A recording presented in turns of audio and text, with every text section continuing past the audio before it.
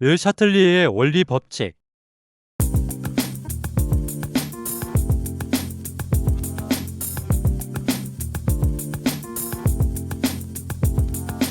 르 샤틀리에의 원리 법칙은 화학 반응이 평형 상태에 있을 때, 즉 정반응과 역반응의 속도가 같아서 겉으로 보기에는 마치 아무 일도 일어나지 않는 상태일 때에 농도, 온도, 압력, 부피 등이 변화하게 되면 화학 반응의 평형 상태는 어떠한 변화를 가능한 상쇄시킬 수 있는 방향으로 움직인다는 원리입니다. 즉, 농도, 온도, 압력, 부피 등의 변화를 거부하고 다시 원위치인 평형 상태로 되돌리려 한다는 원리입니다.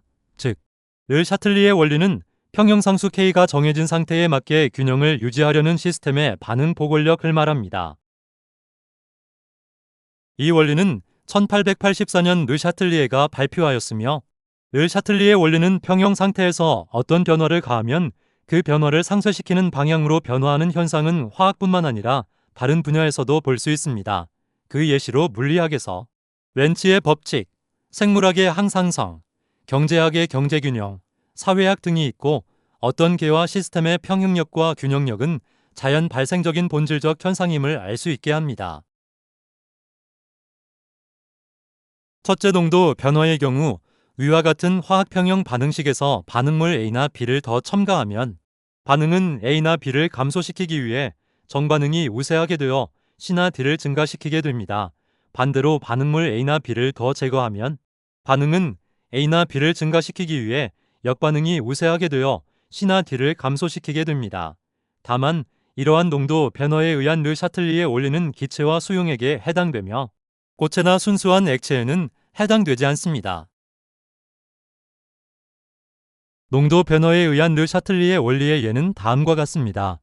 첫째, 일산화탄소의 농도를 증가시키면 화학 물질의 농도 변화는 그 농도의 변화를 감소시키는 방향으로 평형을 이동시키므로 화학 평형은 오른쪽인 정반응이 우세하게 되므로 메탄올의 생성량이 증가될 것입니다. 농도 변화의 경우 새로운 평형 상태에 도달합니다. 이때 평형 농도는 처음 평형과 다르지만 온도가 일정하면 평형상수 K는 변하지 않습니다. 평형상수는 온도가 변할 때만 변하며 또한 반응물과 생성물의 농도 변화가 아닌 비율입니다. 둘째, 이 과정에서 반응 중간에 생성된 암모니아를 냉각시켜 액체 상태로 계속 뽑아냅니다. 즉, 생성물인 암모니아를 제거하여 농도를 낮추면 반응물은 암모니아를 생산하기 위해 계속 정반응을 촉진합니다. 그러므로 지속적으로 암모니아를 대량 생산할 수 있습니다. 이는 암모니아 대량 합성의 합어 공정입니다.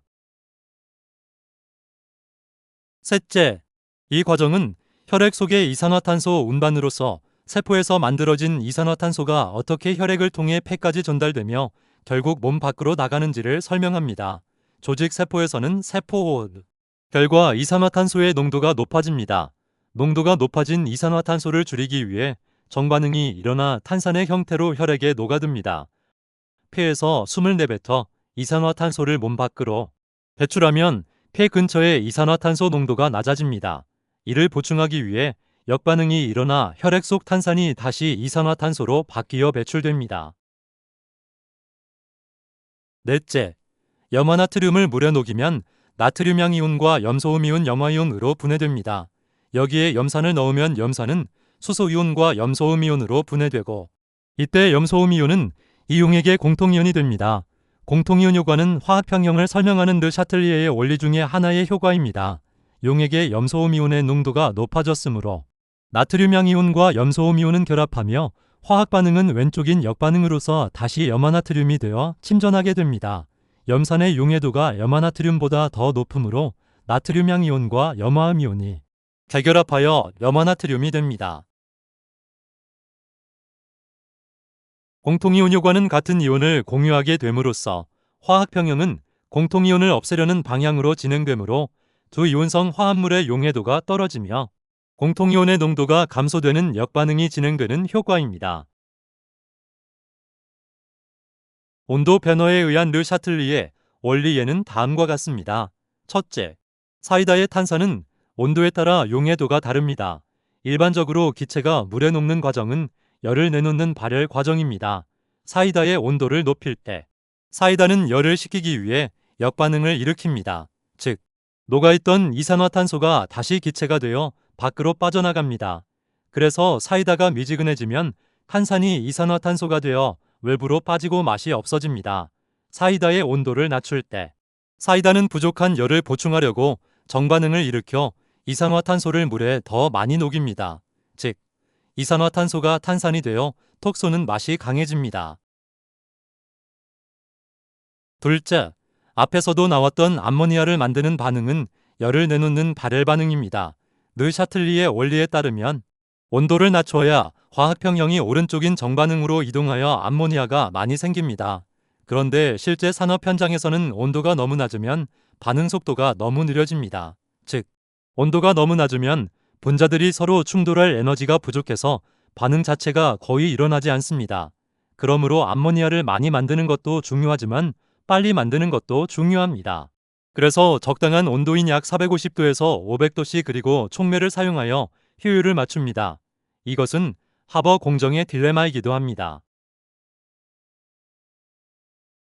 셋째, 염화 코발트 이가양이온의 수용액에서 색깔 변화는 온도에 따라 다르며 이 반응은 정반응이 열을 흡수하는 흡열 반응입니다. 온도를 높일 때 걔는 추가된 열을 흡수하려고 정반응 쪽으로 이동합니다. 결과적으로 용액은 파란색이 됩니다. 온도를 낮출 때 걔는 열을 만들어내기 위해 역반응인 발열 반응 쪽으로 이동합니다. 결과적으로 용액은 분홍색이 됩니다. 이는 온도계의 원리로도 쓰입니다. 압력 변화에 의한 르 샤틀리의 원리의 예는 다음과 같습니다. 이것은 기체 분자가 관여하는 반응에만 적용됩니다. 첫째, 암모니아를 만드는 하버 공정은 농도, 온도뿐만 아니라 압력에서도 등장하는 예입니다. 왼쪽의 반응물은 기체 분자의 몰수가 4입니다. 오른쪽의 생성물은 기체 분자의 몰수가 2입니다. 반응물이 몰수가 더 많으므로 압력을 높이면 분자 수가 줄어드는 방향인 정반응으로 이동합니다. 좁은 곳에 분자가 너무 많으면 압력이 더 올라가므로 분자 수를 줄여서 압력을 낮추려는 것입니다. 그러므로 암모니아 공장에서는 수등률을 높이기 위해 엄청나게 높은 약 200에서 300 기압의 고압을 사용하여 반응을 정반응 쪽으로 유도합니다. 둘째, 이산화질소와 사산화이질소의 평형 반응은 압력 변화와 온도 변화에 따른 평형 이동을 한 번에 보여주는 좋은 사례입니다. 이산화질소와 사산화이질소의 압력 변화의 경우 왼쪽 반응물, 젓갈색은 기체 분자 총 2몰이고 오른쪽 생성물, 옅은 갈색은 기체 분자 총 1몰입니다. 압력을 높이면 분자 수가 줄어드는 방향인 정반응으로 이동합니다. 처음 누르는 순간에는 밀도가 높아져 일시적으로 색이 진해졌다가 평형이 오른쪽으로 이동하면서 즉 사산화이질소가 많아지면서 점점 색이 옅어집니다. 압력을 낮추면 분자 수를 늘리기 위해 역반응이 일어나며 이산화질소가 많아지면서 젓갈색으로 다시 짙어집니다. 이산화질소와 사산화이질소의 온도 변화의 경우 이 반응은 정반응이 발열 반응입니다. 온도를 높이면 과잉된 열을 흡수하기 위해 흡열 반응인 역반응으로 이동합니다. 이산화질소가 많아져서 색깔이 진한 젓갈색이 됩니다. 온도를 낮추면 부족한 열을 보충하기 위해 발열 반응인 정반응으로 이동합니다. 사산화이질소가 많아져서 색깔이 옅어집니다. 부피 변화에 의한 르 샤틀리의 원리의 예는 다음과 같습니다. 부피 변화에 따른 평형 이동은 사실 앞에서 나온 압력 변화와 반대 원리입니다. 보일의 법칙에 따라 온도가 일정할 때 부피를 줄이면 압력이 높아지고 부피를 늘리면 압력이 낮아지기 때문입니다. 따라서 부피 변화의 핵심도 기체 분자 수의 총합을 비교하는 것입니다.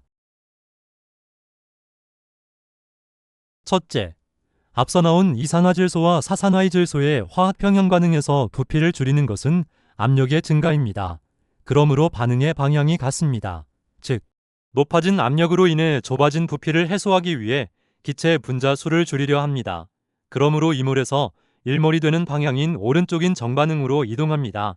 화학평형 이동으로 인해 사산화이질소가 많아지면서 색이 옅어집니다. 부피를 늘릴 때는 압력의 감소입니다. 분자수를 1몰에서 2몰로 늘리기 위해 왼쪽인 역반응으로 이동합니다. 이산화질소가 생성되면서 색이 젓갈색이 됩니다.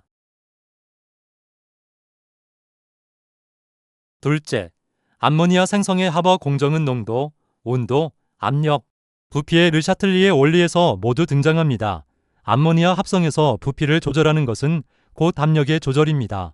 특히 이 반응은 반응물 쪽 몰수의 합이 사이고 생성물 쪽 몰수는 이음으로 차이가 큽니다. 만약 몰수의 합이 양쪽이 다 같았다면 부피를 아무리 줄여서 압력을 높여도 평형은 이동하지 않습니다.